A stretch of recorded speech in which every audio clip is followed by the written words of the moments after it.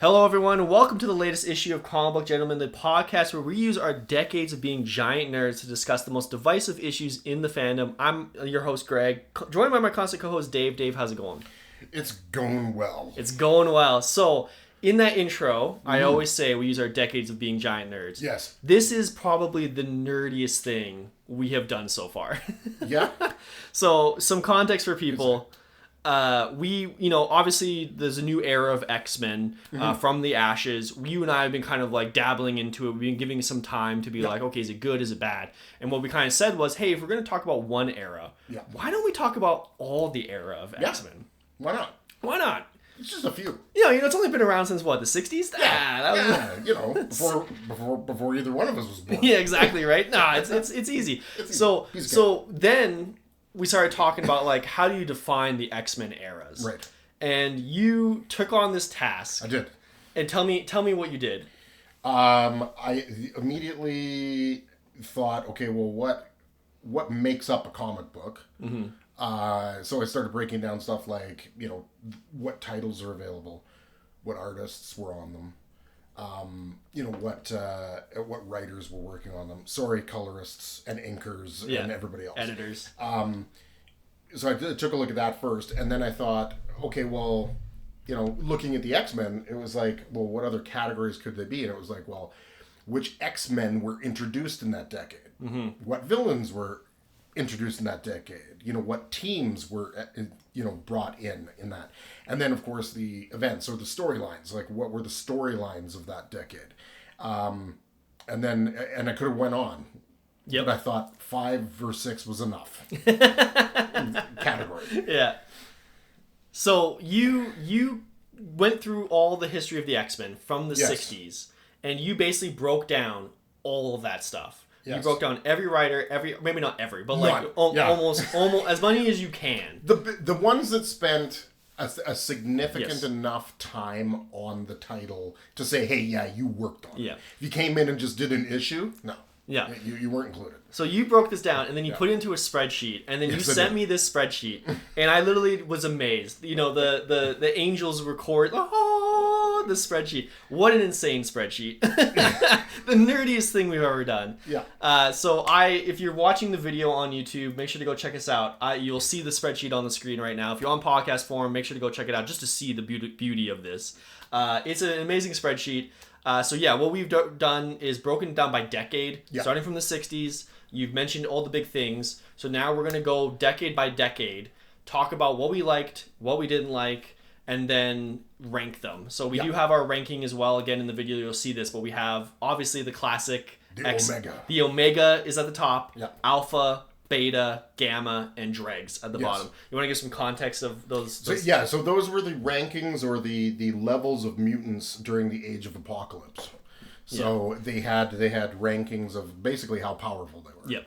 So I found the list because I'd always heard about, obviously, the Omegas, the Alphas, and even the Betas. And then the Gammas, I was like, oh, really? And I was like, well, what's the worst? And it was Dregs. And I was like, that sounds appropriate. Yeah. So we're going to rank them. Obviously, we're going to debate a bit. So we'll see where we agree on, see where we go on. See where we land. But before we get into the starting of the ranking, what is your criteria when we're talking X-Men? What are you looking for a good era? What are you looking for? What noise? I think for me, it was like I went through each category and I was like, what was the impact of those? Because the writers had an impact, the artists had an impact, who they introduced as X-Men and characters and storylines, all of it had an impact. So I went through each of those categories and actually ranked those, Omega, each one, and then just kind of averaged it out to say like, where do I sit? Yep.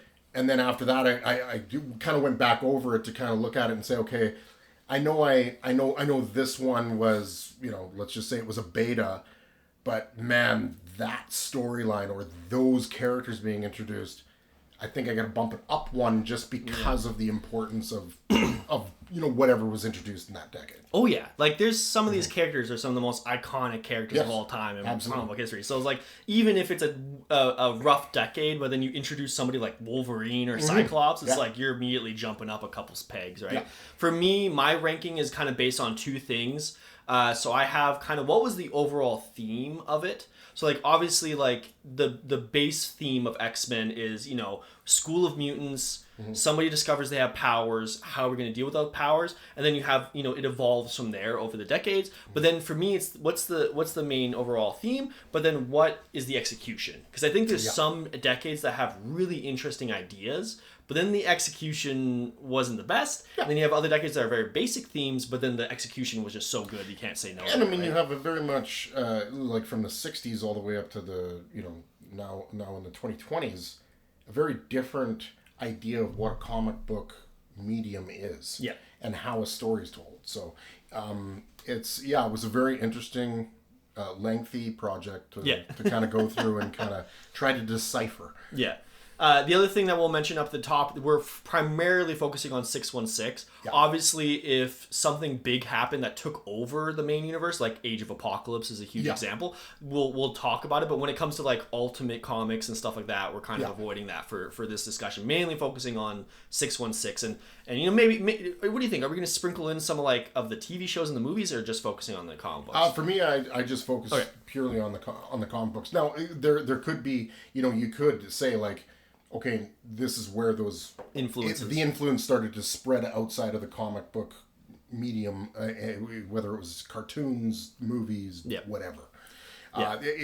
I mean, that obviously has a you know, direct link to the impact and the overall popularity of 100%. That decade. Because especially for myself, and we'll get into this for the first decade too. Like, I mean, I only started reading comics at a certain point. There's a lot of comics, especially for X-Men, since the 60s I've never even touched or read, right? So I'm definitely going to have to, and then the TV shows kind of influenced me when I was that young age. So but let's start, Dave. Let's do this. So we're going to start with the 60s, which is the initial introduction to the X-Men. You got like Stan Lee, Jack Kirby, as well as various other ones, but like introducing these group of heroes to the Marvel universe. Again, I don't know if I've read a single thing from the 60s, honestly. So when I'll start with what I know of the 60s. Like you said, it to me it's the vanilla. It's like the prototype. You have Charles Xavier, you have Magneto, they have different ideologies about mutants. New mutants are popping up. They have the primary team of X-Men dealing with the primary team of Brotherhood of Evil Mutants. They clash heads once in a while, but it's pretty basic from what I understand of 60s. Yes. So based on that, I would hands down say the lowest it could possibly go would be Beta. My only concern, like when it comes to like should it be higher than that, is like the execution. And like I said, I don't know the execution too much. Obviously for me, like to me that sounds a little too basic, because I like way more mutants and stuff like that. But like as somebody, have you read any of the 60s and stuff? Yes, I have. Okay, so I mean, like a lot of the comics back then, and even you know before then, were very much written as a comic. Like there was no like were stories carried over, sort of, in the sense of like if you were a avid collector and you followed along, you knew what happened in the last issue, but it wasn't like the storytelling style that they use now, where like stories could last years.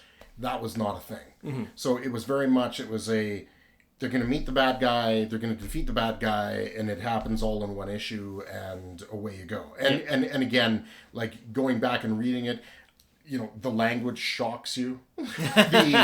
the ideas seem very basic. It's very basic from that standpoint. But I, much like you, I was looking at it and going like, they had the main title, which was the X-Men. Stories were not great. Even though you had, the legendary creators of X-Men working on it, like Kirby, doing some of the art, and then you had, Stan Lee, obviously. The comic actually wasn't very popular. It wasn't? It wasn't very popular, really? And it didn't make it very far as the sales got, or the news stories got kind of shut down, and then they just started reprinting older stories again after a certain point. I think it was issue 65 or 68 or 66. 66. And they started to go on, basically a repeat. So it just kind of, it was one of those titles that was just kind of like floundering, which is surprising, because like you look at the heroes, obviously all of your mainstay X-Men, the people you immediately would think of as X-Men for the most part were introduced then. Same with the villains. Like the villains, Magneto, like you had amazing concepts for characters, amazing concepts for villains. I just don't think for its time, it just didn't meet I think the execution of what you now see. Yeah. With some of these people writing comics and drawing comics. So, but you can't bash the idea that they came up with it in the 60s. 100%. Like I said, the lowest I feel like you could put this is beta. Because like this really is the prototype of... It's the foundation. It's the foundation. Like like everything that comes after this is just building off this foundation. And like you said, so many iconic characters, so many iconic villains. You can't go wrong with it. It's just really like it's a what's it called? Where you're subject to its time, right? Of like it is the 60s. There's only so much you're gonna do in the 60s compared to what you're gonna do nowadays, right? Exactly. And I mean there are some benefits to it as well. Like you look at it and as the decades go on, like you start seeing more titles introduced and everything else. Like back then this was a comic that was produced, basically every month, and so you really got to know those characters, those core. They weren't constantly injecting, more characters and more stuff. And I would say over that decade also you saw the villains kind of recycled over and over and over again. And villains that I was even going through some of them and going like, who? Like, who is that villain? I had no idea who these some of them are, and you've never seen them again. Yeah. So it was really interesting just to go through and see, who came out in the 60s and is still around now. Yeah, that's a good point. Like you said, like there's some and a lot of them are. Yeah, exactly. So I would say lowest is beta. Would you? That's where I landed it. Was beta. Yeah, for sure. So we'll put the 60s beta as a good foundation, but then it launches us up into the absolute juggernaut, quote pun intended, that becomes the X-Men, right? So now we get into the 70s. Right. So how would you characterize the 70s? What do you think really made it shoot up into the standings? 70s the comic got rebooted to a degree. I think it started with, it was issue like 96 or something like that. 93. They basically decided to kick it off again. So immediately you had, Chris Claremont coming on. You had some of these iconic writers, coming on to write X-Men, and immediately they shook it up. Like within, the first couple issues, all of a sudden they're introducing Thunderbird, Wolverine, Nightcrawler, like all these characters, and that's I think this was the match to the Dynamite, because if they would have just I firmly believe like you wouldn't have seen the explosion in interest if it wasn't for the storytelling, but also the introduction of some very diverse characters, and I have to say, like, that was probably one of the things that really stuck out to me for a comic that was back in the 70s, was the fact that they basically went around and said, okay, well, let's bring some mutants in from all over the world. Yeah. So you had your first African character in Storm. You had Japanese character in Sunfire. You had a Native American in Thunderbird. You had Wolverine, the Canadian. You had all these characters from all over the place, and it wasn't the same thing that you were seeing in the previous decade, which was, to use the term, very whitewashed. So it's a very shocking shift to look from the 60s to the 70s and go, wow, what a shot, what a chance they took for its time, and it paid off. 100%. And I think, to me, that's like the quintessential X-Men story. Is, obviously you have your core team still, but then you have all these random mutants popping up throughout the world. Charles Xavier goes, I'm detecting a mutant. Go, my X-Men. And then they go, and then, maybe you have the Brotherhood of Evil Mutants kind of messing with them, or, some sort of other force messing with them. But it's really about this person suddenly comes into power. How do they deal with it? How do they react? And then, again, like you mentioned, you have huge icons like Storm, Nightcrawler, Colossus, like some absolute mainstays of the X-Men mythos that have stayed forever, right? Well, and some of the stuff that came out of that, like the Starjammers, who are still around, Alpha Flight, the Canadian superhero. We'll take it. We'll take it. The Shi'ar Empire. The villains that you started to see, with your, Black Tom, Mystique. Like, a lot of these characters are still going. They might have switched sides. So they might be on the other side. But I look at the 70s, and it was really at the tail end of the 70s. Okay. I look at that shift at the tail end of the 70s when Claremont and Whedon came in and really started to change things. It was like, oh, okay, look at these characters they just introduced. Like, this is beyond the foundation of, saga. These are characters that people look at today and still go, oh, that's my favorite. Klaus is my favorite. 100%. These are top tier X-Men. Not power-wise, but popularity-wise. 100%. So I think we're in agreement that, like, the concept of introducing all these new mutants from around the globe is a real, top of the top. Yeah. But when it comes to execution, how many of these 70s books have you read? I mean, you mentioned here you don't have a lot of, like, crazy storylines going on. No. How do you think about the execution of it? Unfortunately, I think it's a victim of just it being the decade of the 70s being such a short decade of where they actually restarted it and picked it up and started running with it. I mean, are the stories good for their time? Sure, but there's just not enough of them. And it was only you could almost take that tail end of the 70s and say, let's just shove that into the 80s, because really that's where this led to. Yeah, and I think that's a good point to bring up. It's like, yeah, it may have been a good decade, but compared to the other ones, how do you rank it? That's the other big thing. Yeah. I did want to point out here, you have a big key storyline being Death of Thunderbird. You want to describe why? It was something that you just, again, it was another, shot that Marvel took and saying, we're going to stretch the boundaries a little bit. We're going to tell stories that people aren't used to seeing in comic books. We're going to introduce characters that people aren't used to seeing in comic books. They're not the prototypical superheroes of I'm perfect. They all had flaws and they all had interesting things about them. And this was just one of those things where the Death of Thunderbird was like, we're going to kill off somebody we just introduced. Yeah. And he's going to stay dead.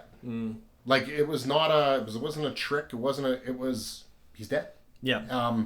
Which I think is for its time again, a very shocking, oh my God, this character died. Well, even for modern day period, nobody stays dead. So the fact that they committed and it actually had impact going forward is like a warpath and stuff like that, right? Yeah. The only downside is, of course, they killed the only Native American character, but and then with later eras, which we'll talk about, brought them back in.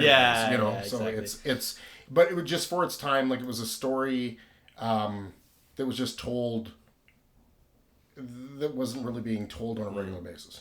Yeah. So let's talk about ranking. Yeah. Again, I haven't actually read a lot of the 70s stuff, but based on the from what you're telling me about the execution and based on the concept of growing the scope of the thing, I would say that's an alpha, or how would you put that? I put it in the beta. Okay. And the reason why I put it in the beta was because, yes, even though you had the introduction of such creative geniuses like John Byrne and Chris Claremont, and you had a slew of amazing characters and great villains, it was such a small window. It was such a small portion size. You just didn't get you didn't get enough. Yeah, but I would put it above the 60s. I guess you're in agreement with that. Yeah, I would. I would say it's if it's beta 0.5. Yeah, I mean we can mess with this a little bit, but yeah, if it's not alpha, I would say it's high beta above the 60s. At least that would be my argument for it. Yep. But now let's get, like you mentioned a little bit earlier. Now we're getting the 80s. We're gonna get ugly. Yeah. So obviously, like you're saying, the 70s really kickstarted the revolution of X-Men, but then the 80s took that and just ran with it. Oh yeah. Especially when you're talking about Chris Claremont. Yeah. You and I have argued about Chris Claremont before. Yeah. And the main argument we have is just his writing style. Obviously, as somebody who didn't grow up with Chris Claremont, I found his writing style a little bit more jarring to read, especially based on modern terms. But I cannot deny that he really revolutionized X-Men. Yes. Like all the storylines he did, all the characters he introduced, all the crazy shit he did in the 80s was like you can like all of these stories have been adapted like multiple times across multiple mediums and all that stuff. Or revisited. Like it's insane. And they keep bringing them back. Chris Claremont's like, yeah, I got more ideas. Let me keep coming back. Exactly. But focusing on the 80s, tell me what it was like living in this era and reading this stuff. What I really appreciated was it expanded the X-Men, which was already a favorite comic of mine. So it was like, okay, we've got the Uncanny X-Men, fantastic. What I appreciated was they went, okay, well, let's go with X Factor. You know, the original X Factor series when it first started off was amazing. It was great, loved it. You know, they gave Wolverine his own one shot to start with, 4-issue series. That was fantastic. You had the Alpha Flight comic that was done by John Byrne, I think, for the first 20 some odd issues. Amazing. He did the art, he did the writing, amazing creator. And then you had the introduction of Excalibur with Alan Davis, and again Chris Claremont, because you know he just can't write enough. So he wrote that as well. And I just remember going like I loved all these comics. The only one that I didn't jump on board with right away was the New Mutants, which in itself was like, looking back now, going, oh, okay, this is them setting up like the next generation of mutants coming, right? And you know, going back and looking at it now with older eyes, it's like that lineup of comics was just amazing. Like it was such a great lineup. The writers were fantastic, and even some of the ones that I didn't realize even wrote in that era for that, like Peter David. I didn't even realize Bob Layton, who was one of my favorite Iron Man artists / writers, wrote and did X-Men. You know, like it was just, and it was such an interesting group of writers that stayed, like, again, like you said, like Chris Claremont was the X-Men for the entire decade of the 80s. Which is unheard of. Unheard of now. Unheard of. The artists, like, I mean, a lot of them, people maybe wouldn't recognize so much. But if you go through and you look at, like, if you look at some of the art, you'd immediately be like, oh yeah, I've seen that before. And that's the reason. is because for that time they had a great slew of artists, a great slew of writers. And then on top of that, you had an abundance of new characters being introduced. 100%. And then you also had an abundance of new villains being introduced. And then all of a sudden you had, you know, some of the great, you know, groups that were created, like Morlocks, the Marauders, the Hellions, all of them were created, like, and that was the things, like, even I was going through and I was like, the Hellions were created in the 80s? Yeah, that's crazy. Right? Like, I was like, wow, okay, I didn't even know that. It didn't even occur to me that Genosha was in the 80s. It was in the 80s? Yeah. Oh, wow. So like, there was all those things. And then when you got to the stories, it was like Dark Phoenix Saga. Wow. Yep. Okay. God Loves, Man Kills. Yep. Oh, that's a heavy one. You know, Days of Future Past, even though it was only 2 issues. Yeah. Still. They made a whole movie out of it. Yeah. And then the Mutant Massacre. Like, I looked at it, was like, there's only 4, you know, huge main storylines, but I was like, those are some heavy-hitting storylines to be comparing against anything else. Yeah. And again, all written by, or at least had influence on, by Chris Claremont. Yeah. Absolute insane. Like, if you're talking, like, greatest of all time, the GOAT, like, this is absolute GOAT level status of, again, the characters he introduced, the storylines he did, they constantly refer back to them, they constantly have influence 20 years, 30 years later type of thing. Like, it's absolutely insane. And like you said, even the artists, John Byrne, John Romita Jr., Mark Silvestri, Frank Miller, Walt Simonson, and so much more. Like, it really was just, they were hitting on all cylinders. And like, I mean, as much as, like, you're adding more, you know, X-Men, and, like, obviously the entire lineup of the New Mutants were all New Mutants. Hence the title of the show. But I mean, you had introductions like of you know, characters like Forge. You had introductions of characters that they added from like the Shi'ar with Deathbird. You know, Shadowcat / Kitty Pryde / whatever name she's going by this week. Great. But then you look at the lineup of villains. Apocalypse. Yep. Mr. Sinister. Sebastian Shaw. Like, I mean, you go down the list. Donald Pierce. Like, it's just insane. Nimrod. Like, I mean, these are all some of the ones that just get rehashed over and over and over again because they're major baddies. Yep. That just people can't get enough of.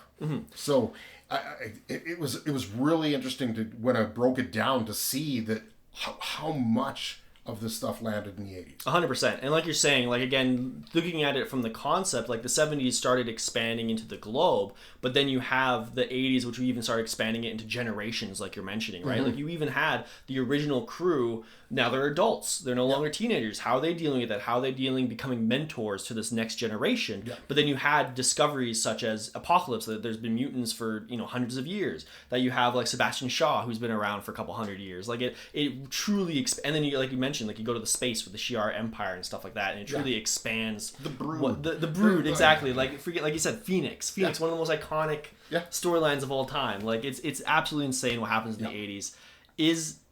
Is there any way it's not Omega? Is there any way? Is there any way? Like, the only... So yes, I would have said Omega. Yeah. I would have said Omega. Like, for me, it's teetering on, like, the top of the top alpha and into Omega somewhere. And I think it's the only reason I would even attempt to try and push it down. If I were to say, hey, there's only going to be one Omega. Okay.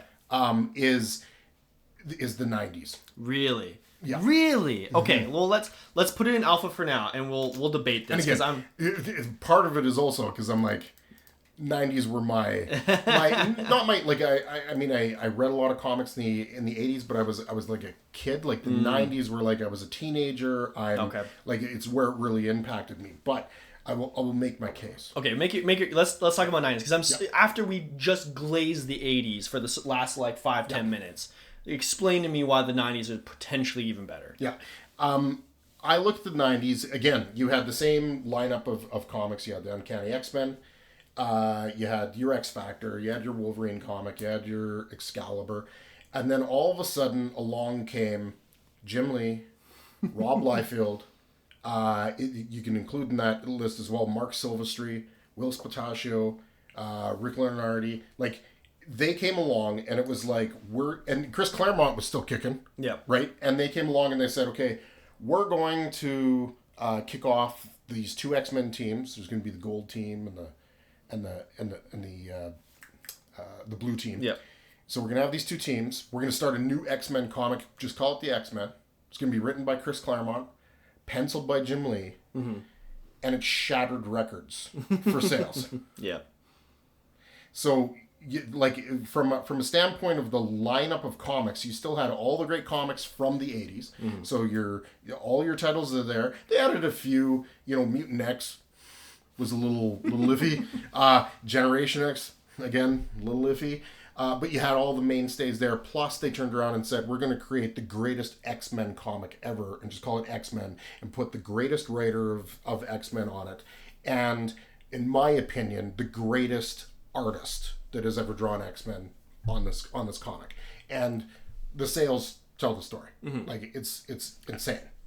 The writers, again, you go down the list and it's like, oh, John Byrne was writing, Chris Claremont was writing, Scott Lobdell, Jeff Loeb, Jim Lee even did a little writing, Rob Liefeld. Like, again, you're talking about, like, superstar individuals in the comic industry, especially in the 90s. Yeah. Especially with what happened with Image. All these people went over to Image, and it just, like, completely shook the comic universe. And then again, the artists. Like, it's just it's a who's who of some of the best artists out there, even today. Decades later. Some of the characters. I mean, some of them are even some of my favorite characters. I love Maverick. Yeah. I love Maverick. You're the number one Maverick fan. Yeah, I am the number one Maverick fan. You and maybe two other people out there. But. Not the best. I mean, I would say this list of characters doesn't hold up to the 80s for sure. But I mean, you still have Gambit, you have Cable, you have Bishop. Like, I mean, some of these are, again, mainstay, very popular X-Men.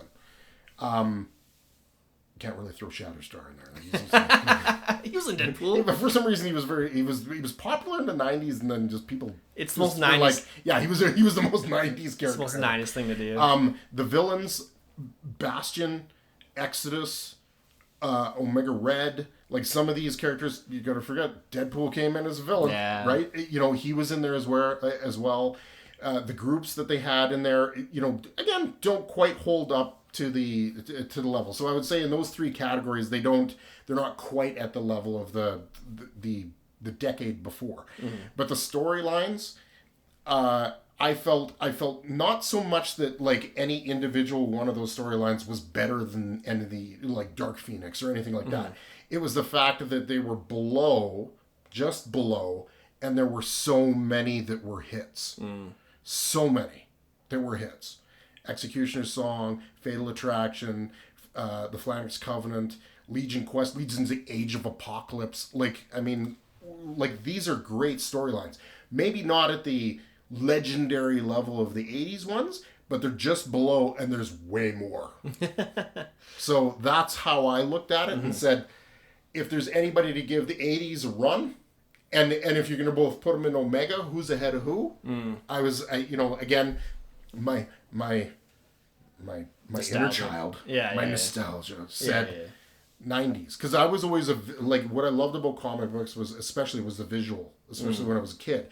It was just the amazing pictures, the full, especially when they did a whole comic book page of just like a big action scene or something like that. And nobody hit it out of the park more than the 90s with Jim Lee, Rob Liefeld, and some of these guys that did that. It was untouchable. So let me jump in here for a second. Yeah. I think for me, like, I think all those explanations are really good things, but I think for me, like, you kind of mentioned this for the 70s, though, when you're talking about those amazing artists. Didn't that only happen in the first half of the 90s? Because then the whole image thing happened. It did. Yeah. So for me, one that knocks it down a peg, that it wasn't the full 90s, there's only like one section of the 90s. Kind of like how we said with the 70s, it's like that's the only reason you got to push it down a little bit. Yeah. And then the other thing for me, like, looking at this list, I truly think Age of Apocalypse is what's carrying the 90s, in my opinion. Right. Like, I've tried reading some of these other storylines, like Onslaught. I couldn't stand Onslaught. Like, Onslaught was, I mean, it was also paired in with it was more of a,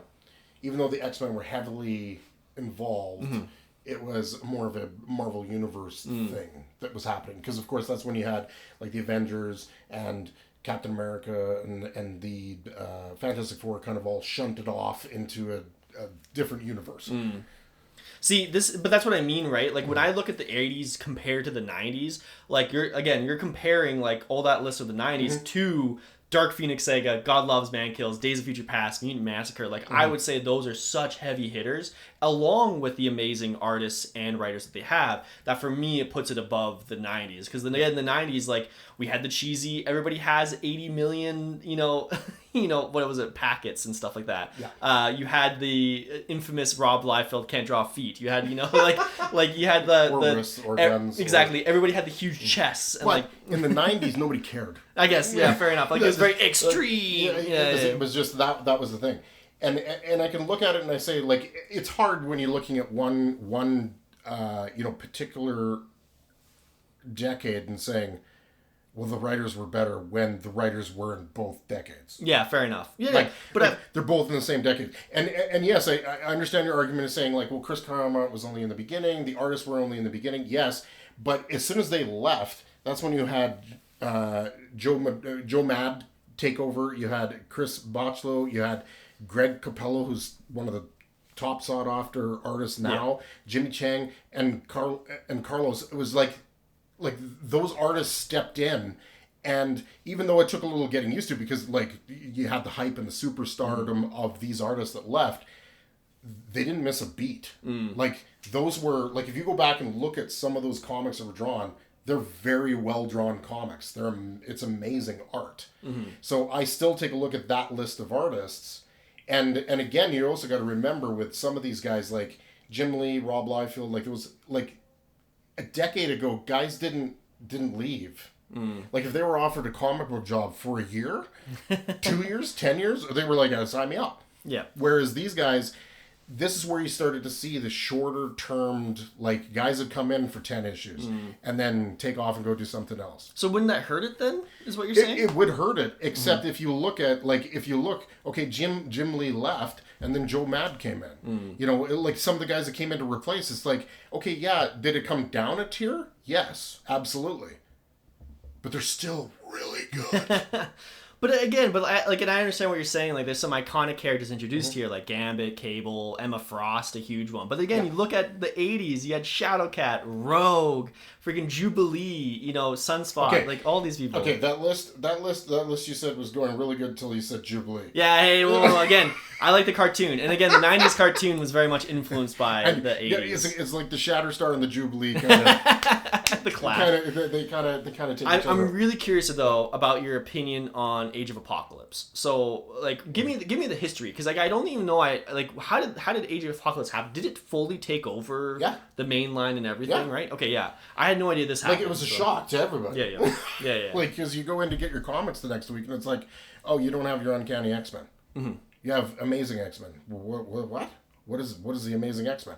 Well, it's because it's the Age of Apocalypse. So all of a sudden, your whole comic collection just changed. Yeah. You know, it wasn't X Factor. It was, you know, Factor X. Oh, how creative with that name. And, you know, we'll just swap them around. You know, Wolverine became Weapon X. Yeah. You know, it was just like this wholesale change. Like it was. I would say it was a stunt that had never been seen in comics before. Mm-hmm. Well, and again, it worked out. Yeah. Like Age of Apocalypse is absolutely, and it worked out. And I mean, for me, I think.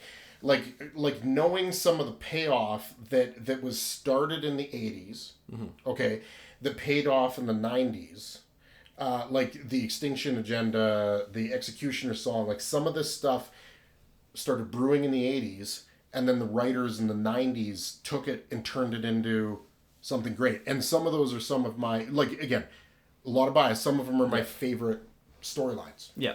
So this is where we're gonna have to figure out what we're gonna do here, because I would put 80s in Omega. Yeah, and I would put 90s in Alpha. I would not knock that, with the exception of the 90s also spawned the X-Men cartoon. No, but the X-Men cartoon that was primarily based off the 80s. Because all those characters... Yeah, 100%. No. So many of those characters were introduced in the 80s. And then like, go back to this list. Let's go back to this list. Yeah. Some of the main characters that were in the 90s cartoon. Rogue, like freaking Jubilee. And then you have all the old mainstays like Wolverine, Cyclops, all that stuff. And actually, now that I think about it, Rogue's in the wrong category because she was actually introduced as a villain. In the 70s. But anyways, it doesn't matter. Yeah. But like, and then I think about the storylines they tackled. Like, again, looking at villains too. Like, where's Mojo? Mojo's a huge guy in the 90s. Like, I would say, in the 80s, I would say that it was one of those things of like, because when how late it takes to make those dressed in their 90s uniforms. Yeah. But all based off the 80s. With the 90s feel. But based off the 80s storylines. That cartoon was Chris Claremont, Jim Lee with some old storylines sprinkled. Okay. But, so, like I said, I don't have any problem with the 80s and Omega. Like I said, like if there was only going to be one Omega, I would say, and that's why I said the only decade that would be fighting is the 80s and the 90s. So I have no problem with the 80s being in Omega. They full on belong there, but I believe the 90s also belong in there. Okay. So based on my personal experience with both eras, I would put the 80s above 90s. However, because you lived through it, I definitely will defer to you a lot over this. Like, which one do you then think is better? Which would you put above? Which one's better? Yeah, between the 80s and 90s, which one would you put above? Like, again, it's very hard because without being personally biased. Yeah. Like, which I would immediately say the 90s. You know, when I go back, you know, and look at it comparatively, I think there's, it's so close for me.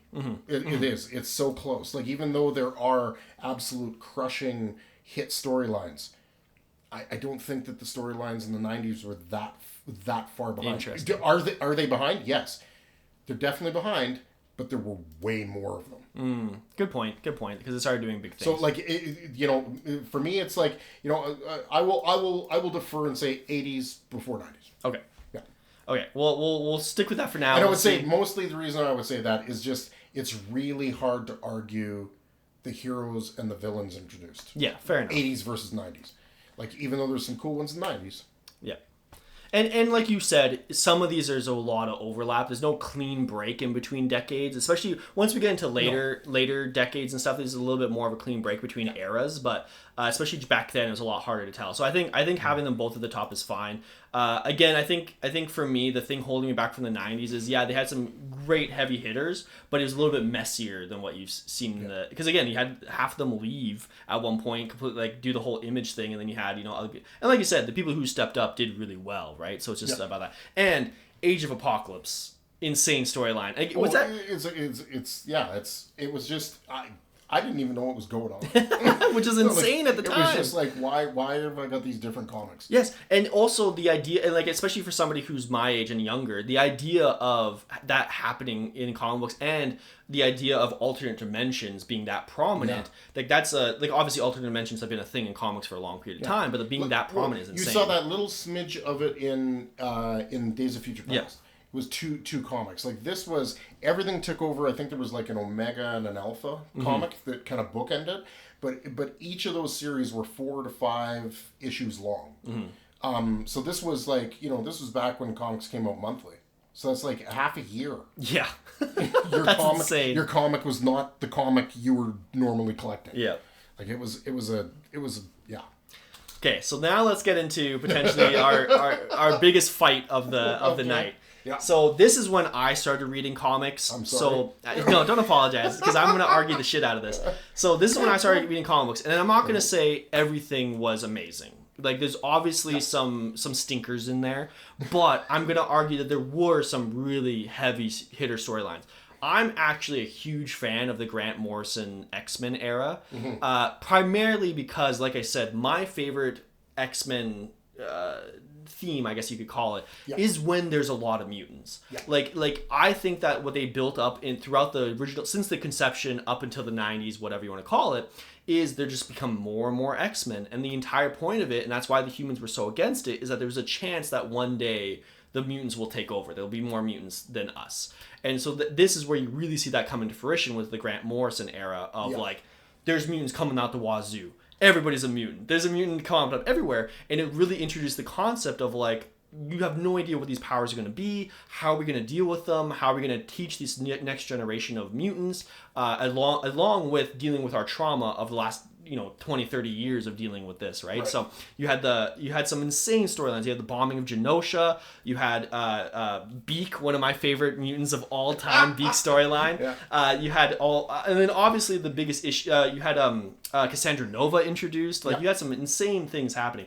The biggest issue with obviously the Grant Morrison era is the ending is very, very rough. With the whole Zorn Magneto thing was very confusing, but I would argue like it was very. It's one of my favorite eras of X-Men. But what was specifically the Grant Morrison era? What are your thoughts on that? I think the 2000s is when I started to, like, at first it was like more comics are great. Yeah. But then I started to realize, more comics are not great when the great majority of them suck.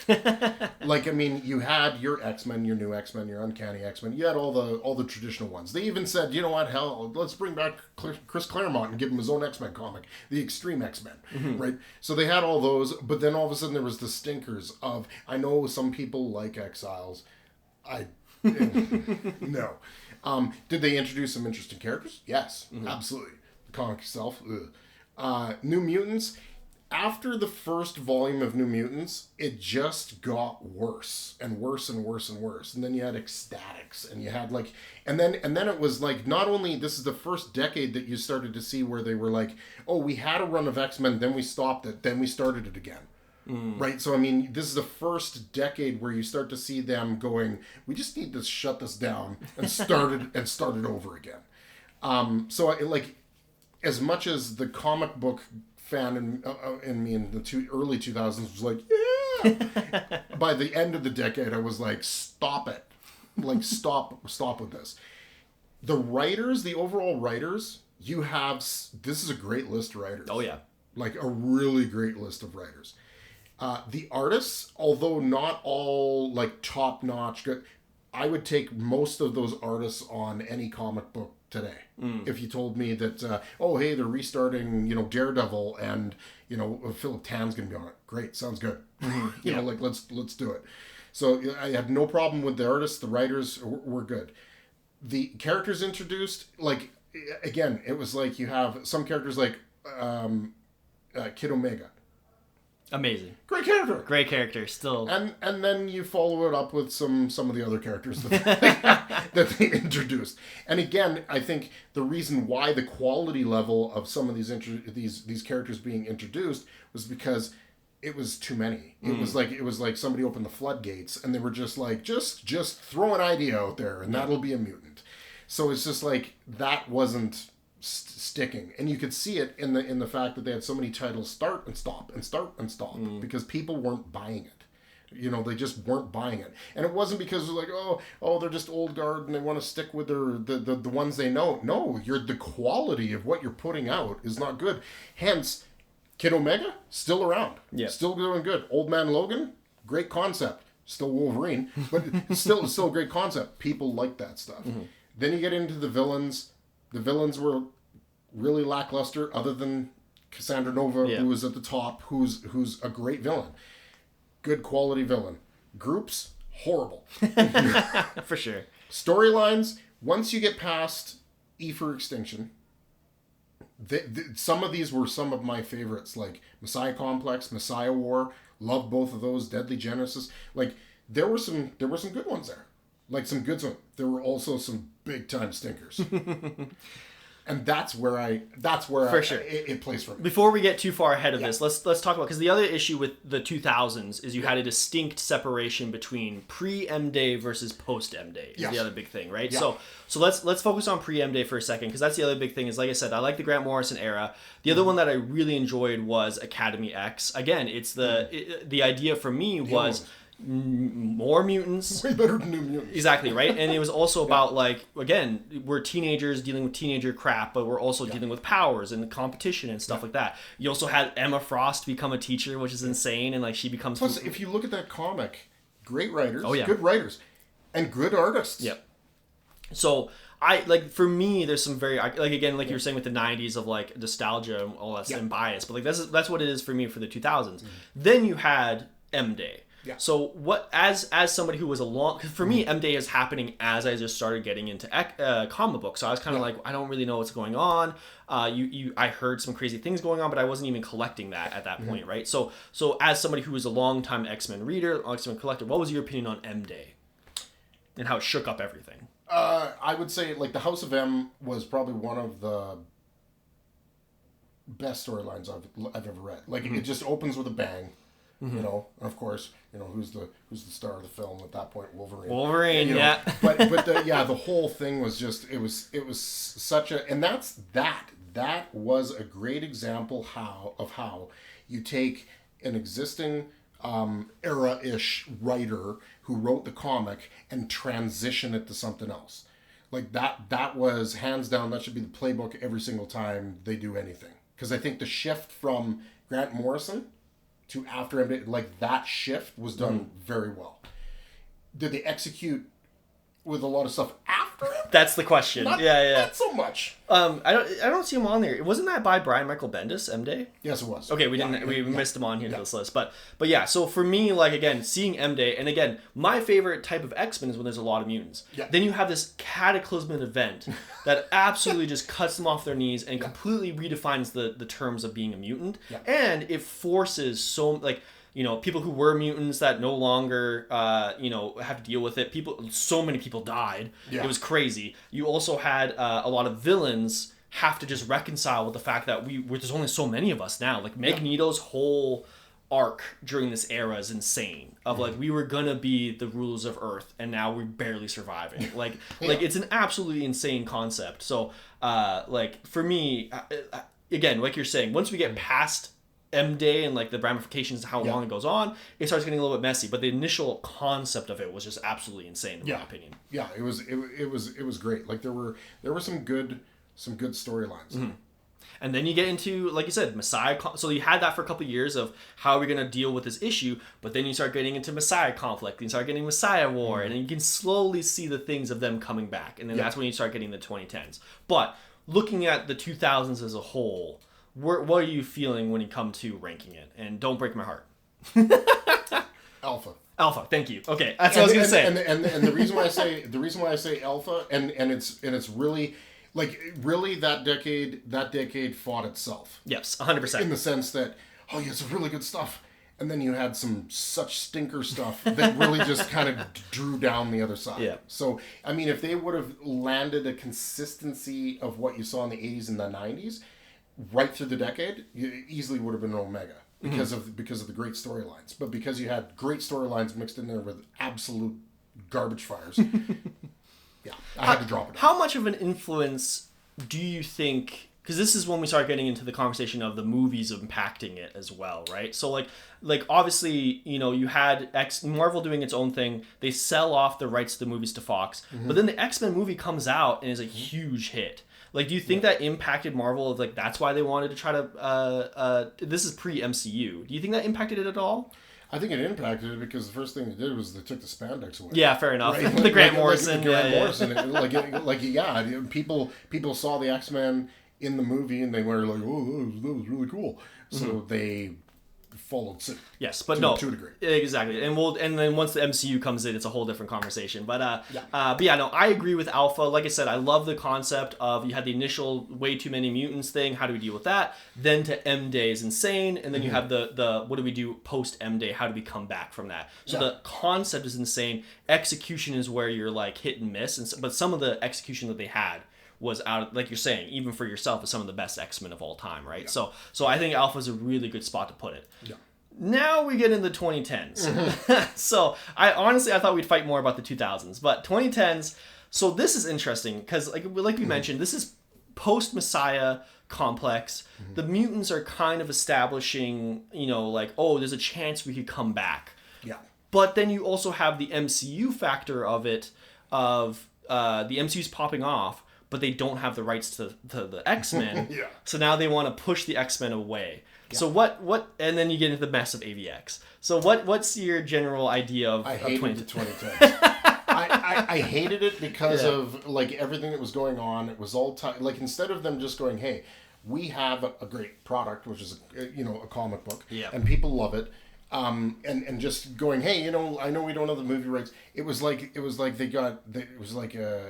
were ticked off, so they decided to just like try to bury the X-Men in the 2010s.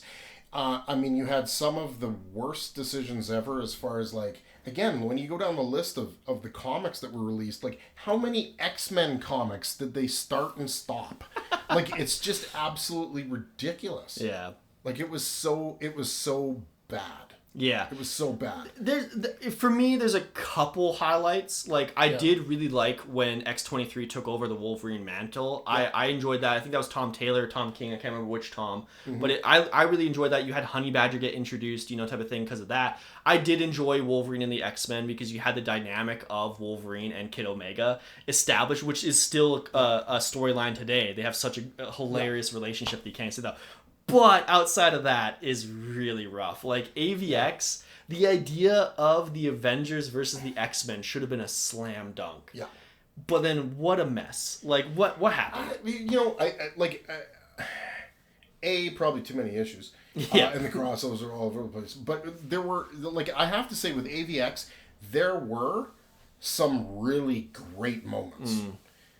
It was really muddy. Mm-hmm. It was just really muddy. And I think it was just because there was too much going on, too many, like, comics spread out all over the place, things going on.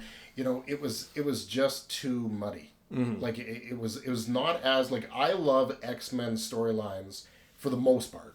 Can't say this about all of them. Yeah. But for the most part, when they just stay self-contained within the X-Men. Interesting. Okay. Because they very rarely fail.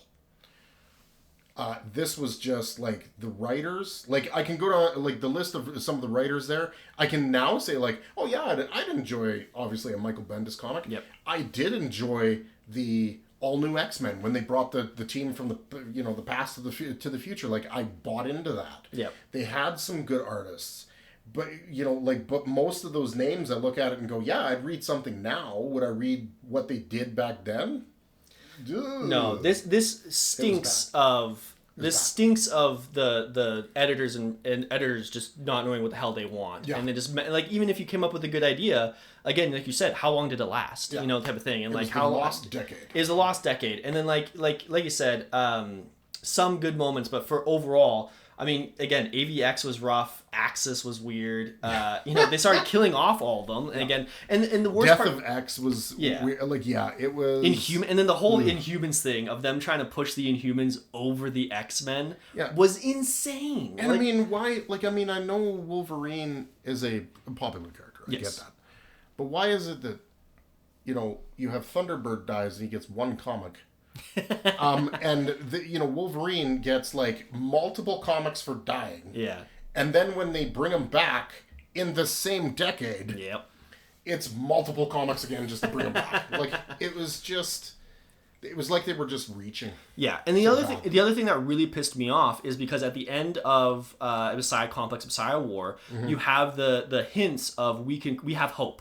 Yeah. We can bring people back, and then that was the whole point of AVX. Was the crux of it was we're arguing over whether or not we should bring mutants back, especially with the Phoenix Force. Yeah. And what drives me nuts is at the end of AVX, they're like, "Fuck you, humans, we're gonna bring ourselves back." And then, but because of the whole MCU bullshit of it all, they completely squashed that, and then they never brought back any of the mutants, and it was so muddled about like. How many mutants are there? Are we bringing mutants back? What's happening? Like, it was so confusing and made no sense. And it's strange. Like, I look back and I go, AVX had some great moments. There were some great moments. It was muddy.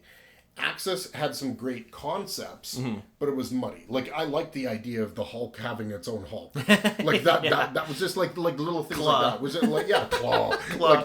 Like, I liked the little things like that, but it was just, like, there were moments. They were fleeting. Yeah, and again, if you're looking for me when it comes to like what's the concept, the core theme versus execution, both are down. So I'm just like, what are you doing here? So is it dregs? Is there any chance it's Gamma? 100% dregs. 100% dregs. Okay, 100% dreg level. Yeah, and again, I feel so bad because the things that were good were really interesting, and then there's nothing you can do with it. Yeah, like one of the telltale points that I always look at, like that is this is the 2010s was a great example of one thing as well.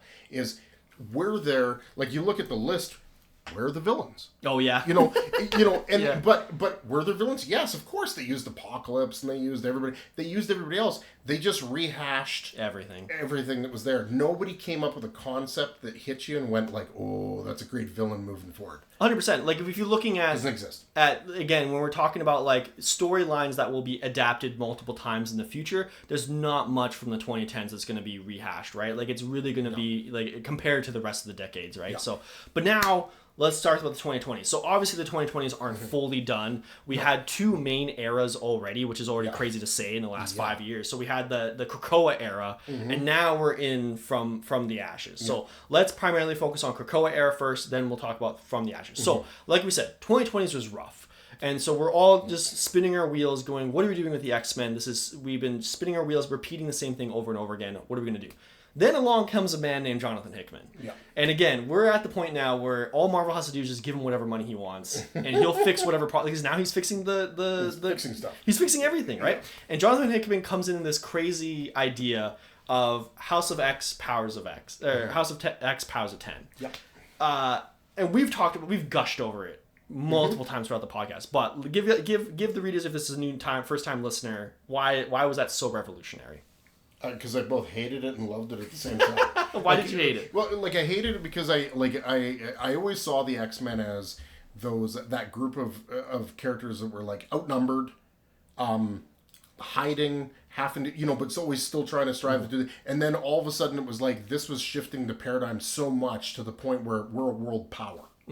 And that was a lot for me to take in after decades of it being just hey, we're just the X-Men. We're a school, in upper state New York. Yeah. We're just trying to help things out, right? But it was no different than the Grant Morrison thing. Yeah. Like I was never a fan of, like, I don't mind more mutants. Obviously, it makes sense that there's more mutants, but the level he went to scared the hell out of me.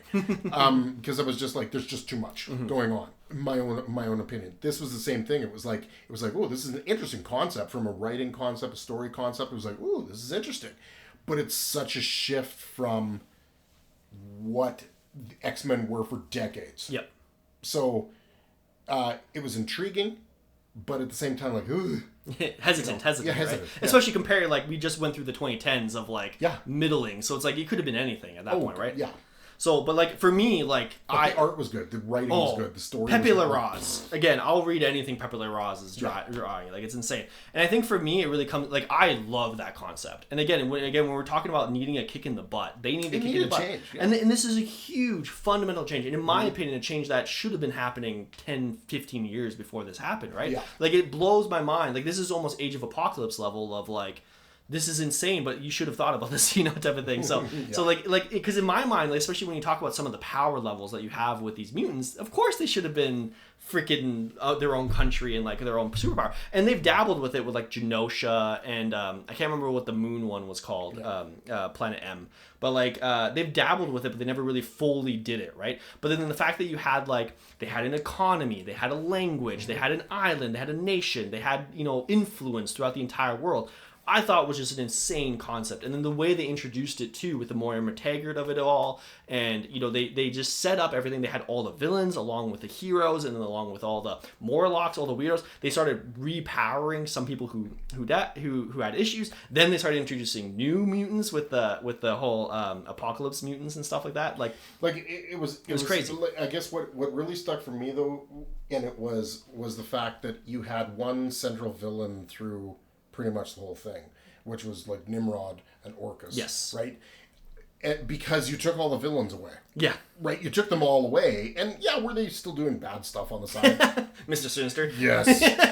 But essentially they weren't who you were in conflict with. Right? It was like, and that for me was like, I think they missed, like, it would have been great if they would have been like, hey, yeah, we took this away. There's Orcus and there's Nimrod. Okay, great. Oh, here's some other great villains that you now have to worry about. Yeah, there were not. Well, like you mentioned here, you have, like, again, the Araco mutants, right? Like, Tarn the Uncaring doesn't give a shit, like, and then you had Apocalypse's wife and stuff like that. So you did have some other villains and stuff like that. But I think what I'm trying to get at is, like, the idea behind the Krakoa era was awesome. Like, I love to see it. I was a big fan of it. I think it's the execution is where you start, like, fumbling the ball, especially the second half, right? Yeah. Like I wasn't a big fan of X of Swords, mainly because I thought it could have been better. Yeah. And, like, the execution of it was rough. And then post X of Swords, things started to get muddy. And then you had eventually Jonathan Hickman leave. He rushes Inferno and, like, quote unquote finishes his storyline, but it felt very rushed. Then you had, less talented writers coming in there, like Tini Howard, kind of messing with things. I loved what Al Ewing was doing with X-Men Red. I loved what Zeb Wells was doing. That type of thing. But then there's other ones that, like, it started getting a little bit. I mean, you look at some of it, and the X of Swords was a Hickman thing. That's true. Right. It was mainly Tini Howard. I blame Tini Howard for that one. But I mean, I look at that and I go, compared to Dark Phoenix, like, it's so bad. It's so bad. But then you had good stuff like Sins of Sinister and, like, which was really interesting and stuff like that. But this, like, the last decade was also a victim of, like, we have to have a new miniseries. We have to have a new miniseries. Oh, they're right. Oh, I'm in the middle of telling a story, and now you've introduced a whole world-shattering thing that I've got to now shove into my comic. And I think, there's a little bit of room to say, okay, yeah, you fell victim to the money grab. Yeah. But also, let's be honest. I mean, you go down the list of writers. Not a lot of those writers I care to read. Really? But you have Hickman, Al Ewing is amazing. Zeb Wells, I like. Here's the thing. Like, outside of Hickman really finishing the Avengers, I haven't seen him finish anything. Okay, fair enough. Right? Dugan, not great. Jed MacKay, I've become more of a fan of as he's gone along. His Avengers stuff has been good. His X-Men stuff's been good. I don't care what anybody says. Al Ewing is up and down. Okay. For me, like he's like 1 minute the series is there's a great series over here, and then over here it's like, oh, this is garbage. A lot of those guys as I go down, Zeb Wells, what he did to Spider-Man, I would like to get a hold of him. Which sucks because Hellions was so good. Yes. And then Spider-Man was so bad. It's such a tragedy. It's just that whole thing fell apart. It was just like this great idea that just was like, and it just went off the cliff. Yeah, and like I said, I think the idea behind it is amazing. I think it's just the execution is where you started having issues. Yeah. So then we start moving into From the Ashes, and again, this is fairly new, only been like out for like 1 year type of thing. So let's get into From the Ashes. This is our first conversation happening. What are you feeling about From the Ashes so far? Before we get to the From the Ashes, go ahead.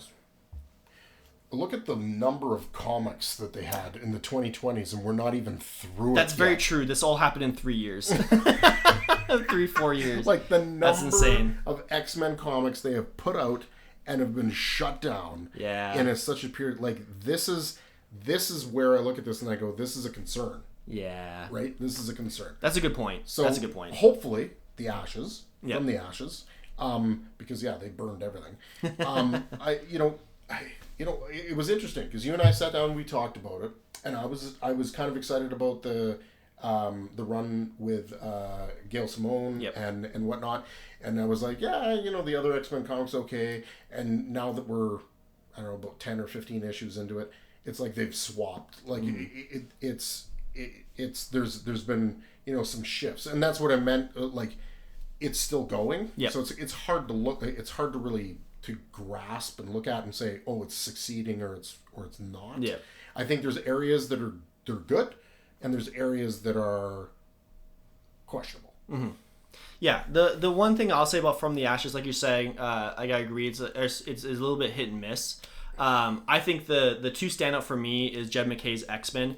I am usually a Cyclops hater. Mm-hmm. This is making me into a Cyclops apologist. Like this is the Cyclops, in my opinion, that we were promised.